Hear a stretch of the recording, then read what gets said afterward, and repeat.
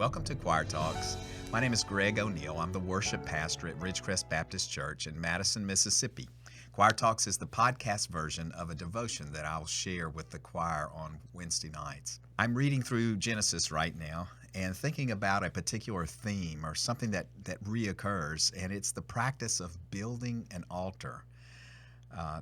There are several men who build altars for several reasons in Genesis, and altars are like a sacred space that a human creates for a moment where he can commune with God, especially as a response to something that God has said to him or that God has done. The first time it happens is when Noah builds an altar after he leaves the ark, after the flood. It's a significant time of worship. It's a response to God's rescue of him and his family. And it's also Noah acting as a priest to make an intercession for the world. And we can tell that because God's response is to promise not to destroy the world again by water. It's a significant moment because it's the first time since Adam was kicked out of the garden where we see God and man in a moment of communion like God had originally designed in the Garden of Eden. We have Noah there, and by the way, Noah's name means rest. And so we have Noah, the rest, and having a Sabbath rest, a time with God after a great moment of turmoil of God's judgment. So that's the altar of Noah. Is there a season of turmoil, maybe that God has delivered you through or your family through? Should you create a sacred space in your heart or in your family's life pattern to rest with Him after He has delivered you? The next character that we see build an altar is Abram, or the person who will become Abraham. He builds 3 different altars in Genesis 12 and 13. The first one is right after God speaks to him and makes this covenant promise with him. And so he also calls Abraham to leave where he is, his country, and to go into a foreign place, a place that he doesn't know. So Abraham leaves, and when he gets to the place where God has showed him, then he pitches his tent and sets up an altar. 2 more times he moves to different parts of this land that God has promised him, and every time it says that he pitches his tent there and then sets up an altar.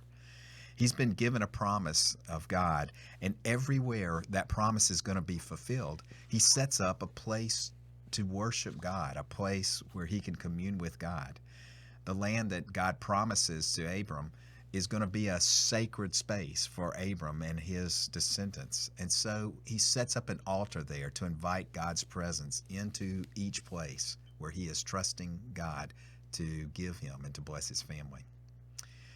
So here's a question for us. Are you trusting God to move and to work in a particular way in your life?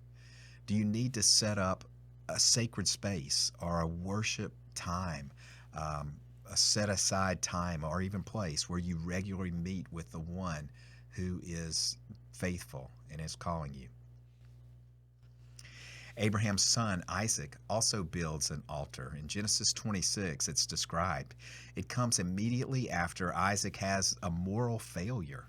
He lies, he puts his wife at risk, and then we see him experiencing consequences that God brings into his life.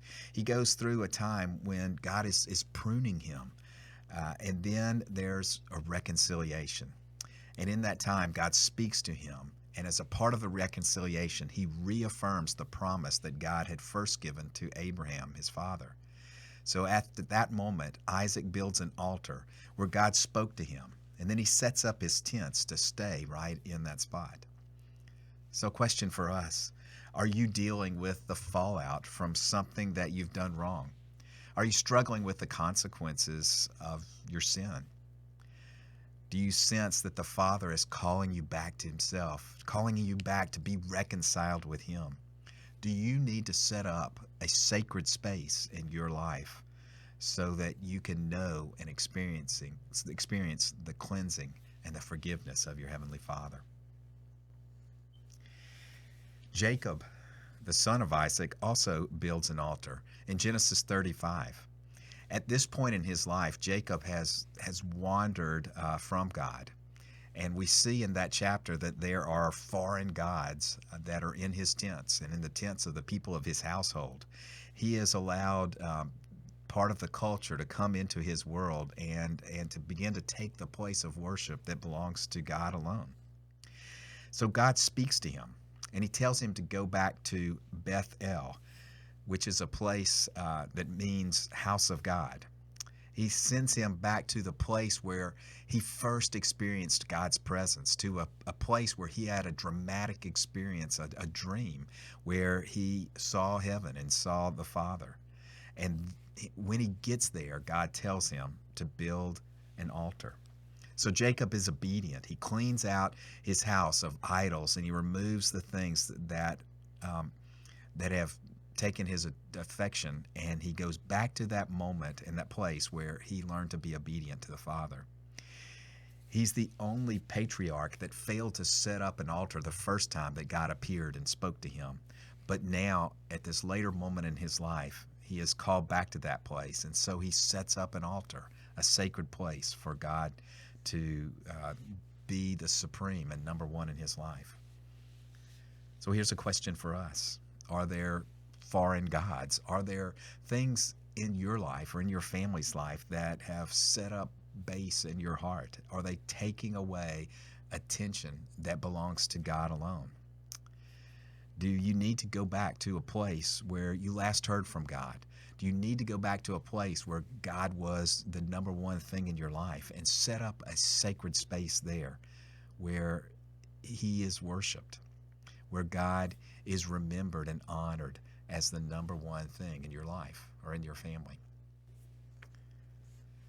Think about those altars of Genesis this week. Look for a moment and a time where you can set up a sacred space in your heart and in your schedule during the week and commune with the Father and experience his presence. Have a great week.